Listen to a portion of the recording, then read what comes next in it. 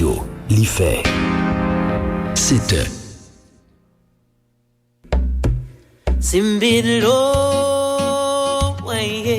Bonjour, ici Malou Boboir sur Alter Radio. Alter Radio, l'idée frais.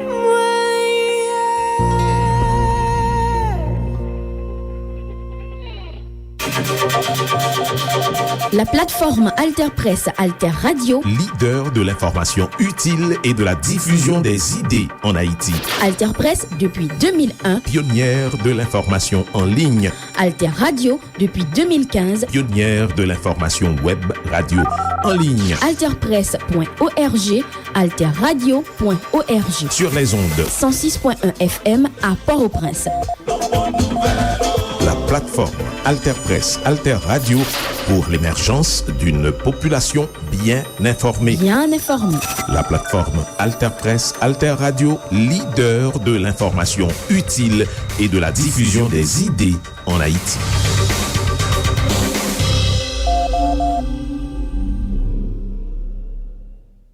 Koumanouye. Merci pour tes trois côtés. Magazine qui fait un coup de flash. Coup de flash sous ça qui a passé dans le monde. Événement qui rentrait la caille.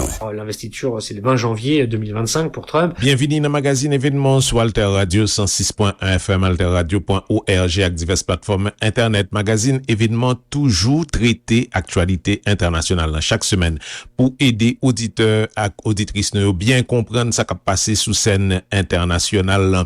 Moment arrivé, les États-Unis ont fait un virage important à partir de 20 janvier 2025 là, avec présidence Donald Trump, c'est républicain qui était déjà président, qui rentrait dans Maison Blanche pour un deuxième mandat après victoire li fin remporté en face Kamala Harris, démocrate là.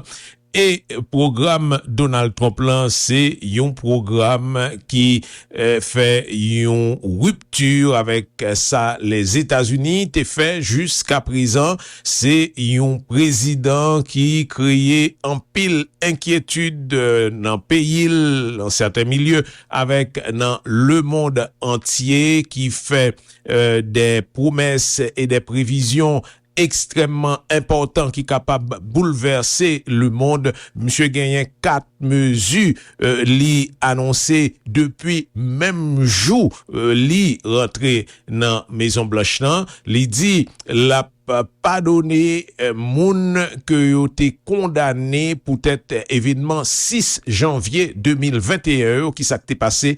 Nous songez c'est là ça été manifestation et partisans Donald Trump t'es al marché sous Capitole, sous Parlement américain, et jusqu'à présent gen 1100 moun qui gagnaient inculpation sous doyo peut-être yo t'es participé dans action ça qui c'est une action terrible l'enjeu tout démocrate américain. L'autre promesse elle était fait qui important c'est pour les finir avec la guerre en Ukraine. Elle te dit il a fait ça depuis même avant il rentrer dans Maison Blanche là, mais après il était vinn bay interview en décembre côté il fait back sous déclaration ça que il était fait qui était une promesse campagne, il était dit que la commencé plutôt avec guerre au Moyen-Orient qui a un problème plus facile pour régler. L'autre question qui est importante pour Donald Trump, c'est immigration aux États-Unis. Il était promet pour lui voyer tout migrant la caillou, migrant illégal.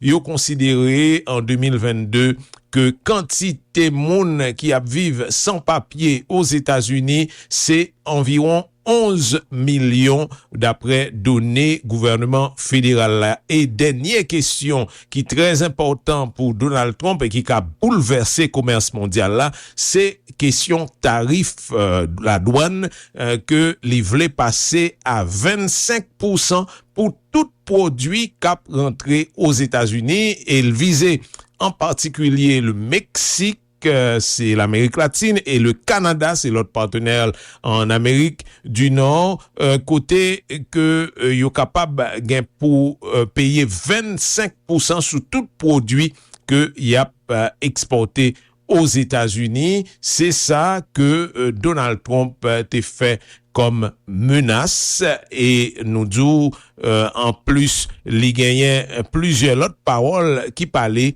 qui viennent faire que système mondial là lui-même capable virer avec présidence Donald Trump là. Li genje sous plusieurs territoires dans le continent noir, tant que Canada qui voisin canal Panama dans Amérique centrale là, territoire Groenland cette fois dans Antarctique. Li voyait message la guerre commerciale by principal gros rival États-Unis yo, en particulier la Chine. Comment ça capable présenter pour région panouan, Amérique latine et Caraïbes avec rivé Trump sous pouvoir? C'est principalement ça n'apoué dans numéro événement ça.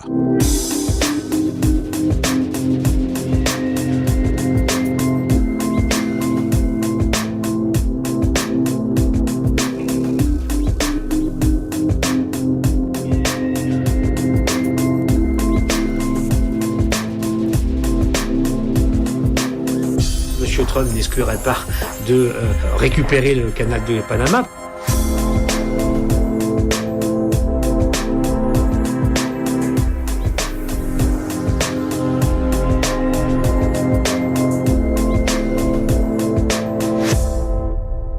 Tant que Jean nous fait chaque année pour nous garder perspective en Amérique latine et Caraïbes, n'a convoqué compétence Christophe Ventura, spécialiste région 1 pour Institut Relations Internationales Stratégiques.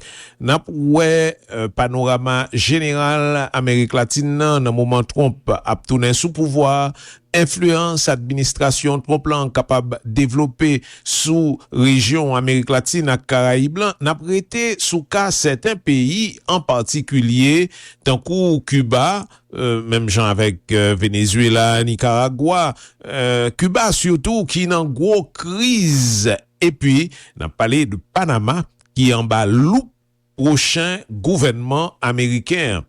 Nan yon l'autre partie dans émission on a vini sous perspective électorale qui gagnait dans au moins 5 pays pendant année 1, donc agenda interne pa yo, Équateur, Bolivie, Argentine, Chili et Honduras. Y a parlé tout de élections qui qu'a fait en Haïti, mais ça l'hypoco clair.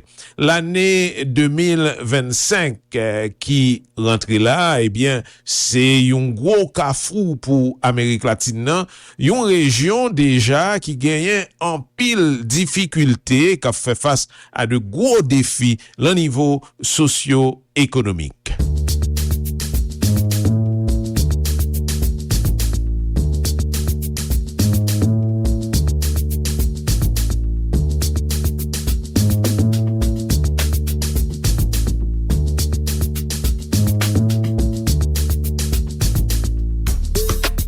L'Amérique latine est toujours confrontée à beaucoup de difficultés structurelles qui nous indiquent toujours aussi les évolutions politiques à venir. Ces difficultés, elles sont d'ordre économique et social, toujours, d'abord, à ce niveau-là, un peu partout. En deux mots, la région continue en fait d'expérimenter une période compliquée sur le plan économique partout. Ce sont des pays, aujourd'hui les pays américains, confrontés à des performances commerciales et économiques assez limitées, pas moroses, pas graves, moins graves que les années précédentes, lors des années 2010 ou de la crise du Covid. Mais en tout cas, les performances des économies américaines sont en deçà de ce qu'elles étaient il y a quelques années en arrière et en deçà de ce que sont les performances de l'économie internationale en général, elle-même assez taciturne. Et donc c'est dans le contexte latino-américain ça, mais tout un contexte international qui gagne en pile tension la donne. Trump pral tourner sous pouvoir aux États-Unis et parole li pas là pour apaiser tension ça on a dit la guerre etc. mais surtout li semble vle ajouter sous ça gain déjà. Comp envisager frapper fort sous dossier immigration surtout dans ça qui concerne moun k'ap sorti dans ti pays yo donc pays pa nou yo et puis li vle parer influence la Chine Jean t'a dit la Chine qui gagne une valeur partenaire dans région Amérique latine et Caraïbes là tout li vle avancer dans bataille contre trafic drogue là tout. On voit qu'il fait des déclarations incendiaires sur le Mexique, dont il considère qu'ils sont mauvais en tout, lutte contre l'immigration, lutte contre le narcotrafic, qu'il serait le cheval de Troie de la Chine qui passerait par le marché mexicain pour exporter ses produits vers les États-Unis. Donc on sent que Trump va vouloir taper très fort contre le Mexique, il va vouloir mettre des droits de douane très importants. Il demande maintenant, il propose que le golfe du Mexique soit renommé le Golfe Amérique. C'est une provocation bien sûr sur la souveraineté mexicaine, ce pays qui a été amputé de la moitié de son territoire par les États-Unis au 19e siècle par voie de guerre d'annexion. D'ailleurs Madame Claudia Sheinbaum a répondu à la bergère au berger en disant que si Trump voulait renommer le golfe du Mexique, elle a proposé de renommer une partie des États américains l'Amérique mexicaine. Enfin on rentre dans une logique assez préoccupante. On verra si elle n'est qu'une rhétorique ou si elle va passer par des actes de la part des États-Unis.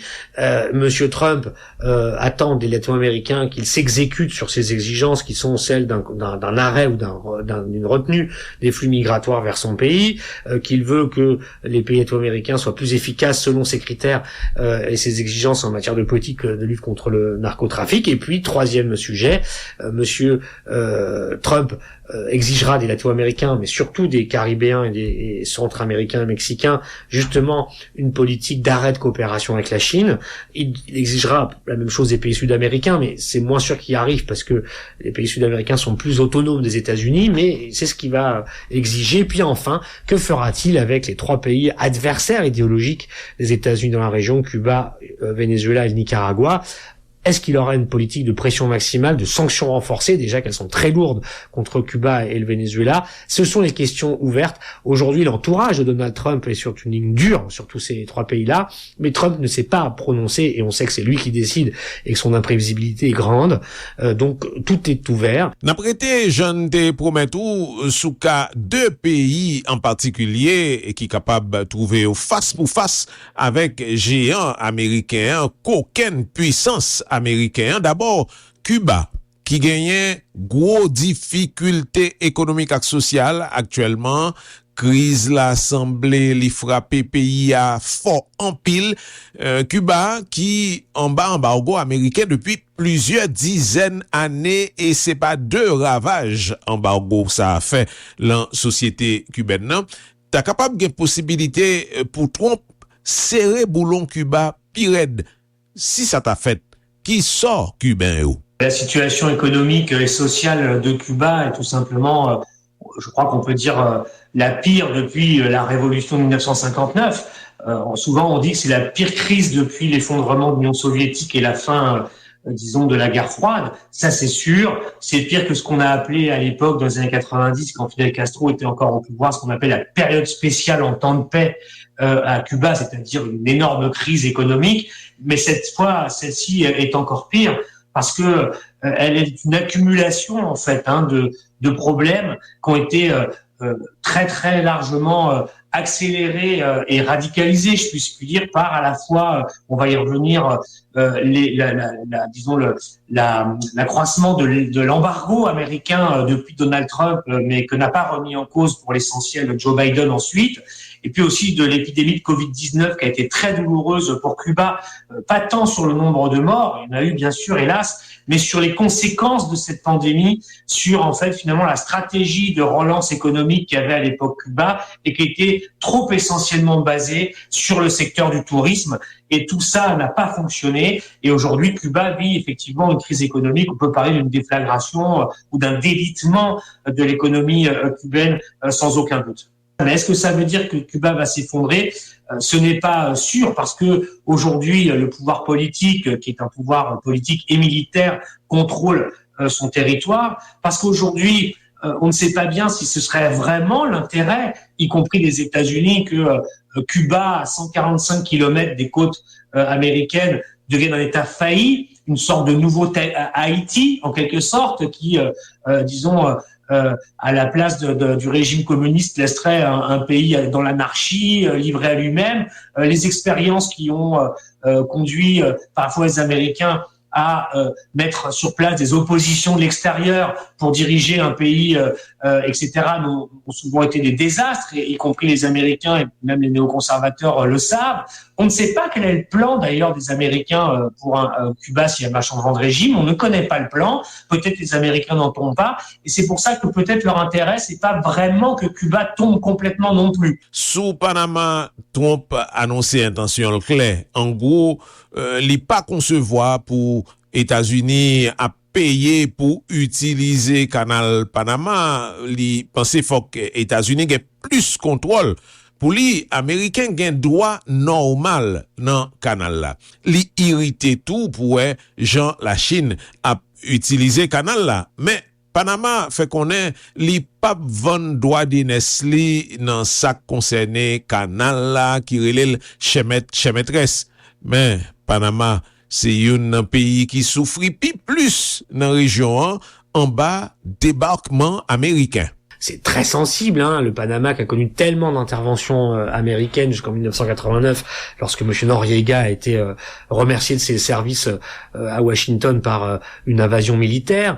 Bref, l'affaire du canal de Panama, où M. Trump dit que si les Panaméens ne baissent pas les prix des tarifs qui sont sur les bateaux qui passent par le couloir interocéanique, eh bien M. Trump n'exclurait pas de récupérer le canal de Panama, parce qu'il considère que les États-Unis, c'est eux qui l'ont construit, ce qui est vrai, hein, d'ailleurs, après l'expérience ratée des Français avec Ferdinand de Lesseps entre 1903-4 et 14, c'est les Américains qui ont construit ce canal, mais il a retrouvé sa souveraineté panaméenne à partir de l'accord de 1977 qui était avec James Carter à l'époque. Bref, en tout cas, M. Trump a un discours qui s'apparente en tout cas à des velléités, des prétentions même hégémoniques et d'interventionnisme qui ne lui ressemblent pas, puisque c'est plutôt le fait de se désengager des terrains secondaires sur le plan militaire qui caractérise son discours en général. Est-ce que c'est des paroles pour avoir un deal, disons, sur le passage pour les bateaux? Est-ce que réellement il a les intentions territoriales sur Panama? On verra, mais c'est ces questions-là que nous devrons suivre au cours des prochains mois de cette année 2025.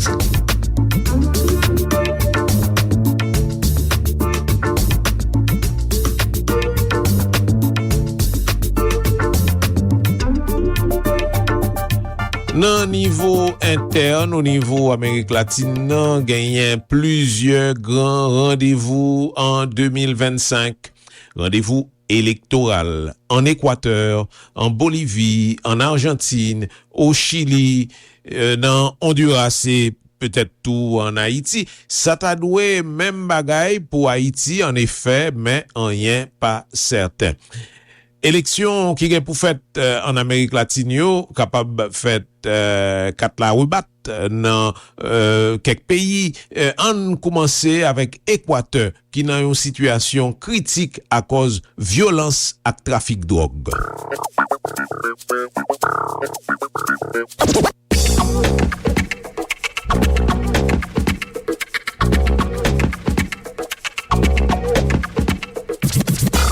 La première élection qui va nous intéresser en Amérique latine cette année, sur laquelle nous reviendrons bien sûr dans ces chroniques, c'est en Équateur que ça va se passer. Ça commencera le 9 février, c'est la date de l'élection. Il y aura peut-être un deuxième tour pour la présidentielle le 13 avril, s'il y a un deuxième tour pour cette élection. Le 9 février, on aura des élections générales, donc présidence et aussi le Parlement. Et puis au-delà de ça, l'ensemble des autres institutions du pays. C'est important, pourquoi ? Parce que l'Équateur, pays sud-américain andin, revient assez régulièrement désormais dans l'actualité internationale par le biais de la question du narcotrafic, hélas, de la criminalité organisée. C'est l'Équateur est devenu un des pays les plus violents d'Amérique latine. Il est arrivé en tête des statistiques de violence dans la région depuis un an ou deux, parce que l'Équateur est devenu une sorte de nouvelle Colombie en fait de l'Amérique du Sud, dans le sens où c'est devenu un peu la plaque tournante des cartels, du narcotrafic, en particulier d'ailleurs vers l'Europe, puisque l'essentiel des exportations de drogue et de cocaïne en particulier sont destinées depuis l'Équateur au marché européen, avec toutes les problématiques qu'on connaît autour de ce sujet désormais en France, mais plus largement en Europe.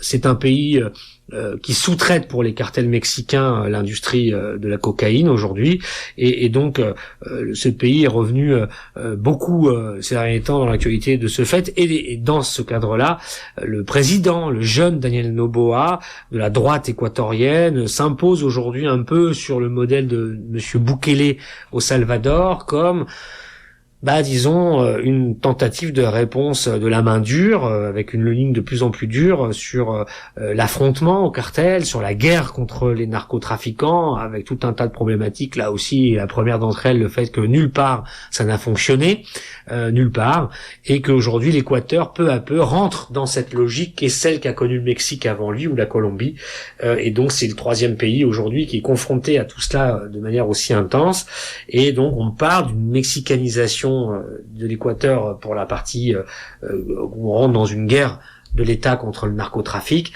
et de colombinisation du pays par rapport au fait qu'il devient complètement, rongé par le narco. Alors, l'élection qui va s'y passer sera donc très importante. Il faut savoir que dans le cadre de sa politique, M. Noboa souhaite un changement de la constitution équatorienne pour que cette dernière permette la réouverture de bases militaires étrangères sur son territoire. Bien sûr, l'idée de M. Noboa, c'est de permettre la venue sur son territoire des forces armées et des bases dans les bases de l'armée américaine.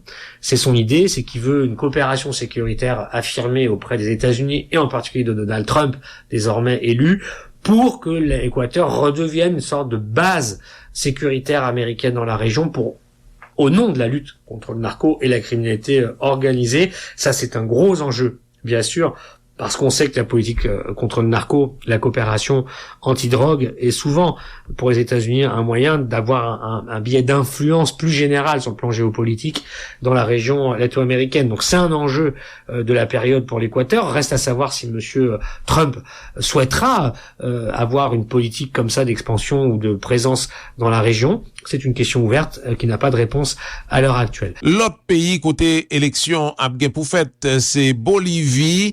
Crise politique et économique l'en pas piti en Bolivie. Ça se passera dans le deuxième semestre, fin août, le 17 août pour être précis, élection en Bolivie, avec un deuxième tour là aussi qui pourrait arriver en octobre, pour un deuxième tour éventuel. Pays en crise économique la plus profonde que la Bolivie ait connue depuis le début des années 2000, c'est maintenant que c'est en train d'arriver. Une crise politique terrible, puisque à la tête de l'État se déchire l'ancien président Evo Morales et l'actuel Luis Arce, qui fut à l'époque où Morales était président, son ministre des Finances et de l'Économie. Aujourd'hui, c'est une guerre fratricide qui les oppose en Bolivie, avec tout un tas de rebondissements quasiment hebdomadaires, et cette guerre fratricide pourrait, s'ils n'arrivaient pas à s'entendre, s'ils partaient tous les deux en campagne, ou s'il n'y avait pas une entente pour un candidat de leur camp unique, pourrait favoriser finalement, là aussi, une victoire de la droite dure bolivienne. C'est un des enjeux dans le pays qui connaît cette crise économique très profonde, mais qui est le pays qui dispose, avec le Chili et l'Argentine, des plus grandes réserves au monde de lithium, ce qui n'est pas sans intéresser les États-Unis, encore une fois, et en particulier un certain Elon Musk, dans ses fonctions à la fois de ministre, de membre du gouvernement de l'administration Trump, mais aussi, comme nous savons, homme le plus riche de la planète, avec Tesla, Starlink, etc., où le lithium, pour lui, c'est évidemment fondamental. Donc tout ça, il faudra le suivre très attentivement, cette élection bolivienne. En Argentine, président Javier Milei, extrême droite, pral gen gros défi pour lever, parce que pral gen élection pour parlement dans pays Argentine, li ka trouvé que jouet là difficile pour lui. en octobre, le 26 pour être précis, des élections législatives très importantes pour Javier Milei. Ce sera un test pour lui puisque Javier Milei n'a aucune majorité au Congrès. Il dépend d'une alliance avec la droite de monsieur Mauricio Macri, l'ancien président de 2015 à 2019. Et est-ce que monsieur Milei va consolider son pouvoir, est capable que son parti Libertad Avanza, Liberté Avance puisse lui donner une majorité réelle ou pas, ou est-ce qu'il y aura un recul du poids politique de Milei dans quelques mois au gré de ces politiques d'austérité qu'il administre de manière à la tronçonneuse, comme il dit actuellement en Argentine. Ce sera à suivre cette année avec ce point de chute que seront les élections législatives en Argentine. Dans Chili, l'autre pays Amérique du Sud, dans finissement anéant, c'est élection générale cette fois.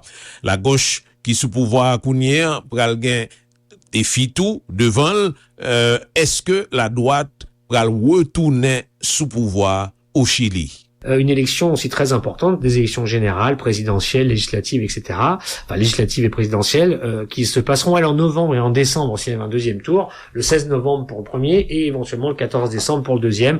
Le Gabriel Boric, 4 ans à la tête du pays, le plus jeune président d'Amérique latine de gauche, arrive au terme de son mandat, il ne pourra pas se représenter. Là aussi, les questions sont ouvertes.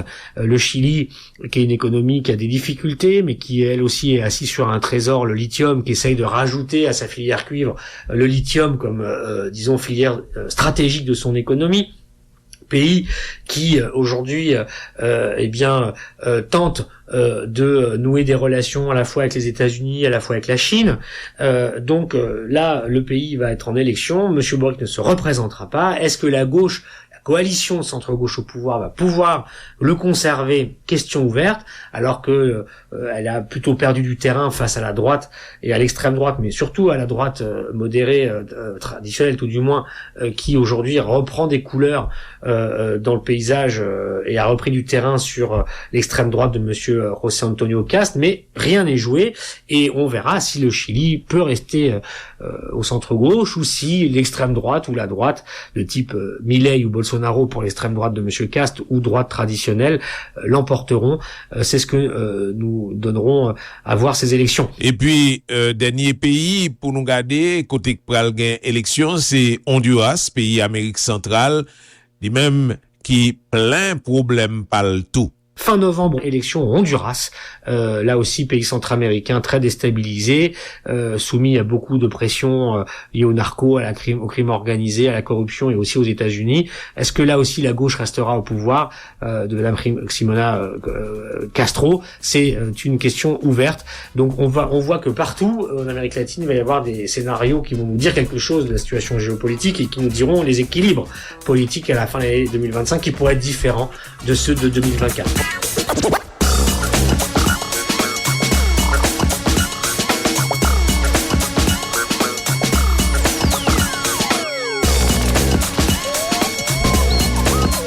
Voilà, c'est comme ça, Panorama Amérique latine, Caraïbe la présenté dans moment côté Trump pral retourner sous pouvoir aux États-Unis, c'est deuxième mandat milliardaire là qui remportait élection qui était faite en novembre 2024 yo haut la main, monsieur fait des annonces qui fait le monde tremblé. N'a fini magazine événement ça sous Alter Radio et principale source nous t'ai consulté pour magazine nan, c'est Iris International. Merci pour attention nous fait tout bon souhait pour année 2025 là encore. Continuez suivre nous sous 106.1 FM, alterradio.org avec diverses plateformes internet.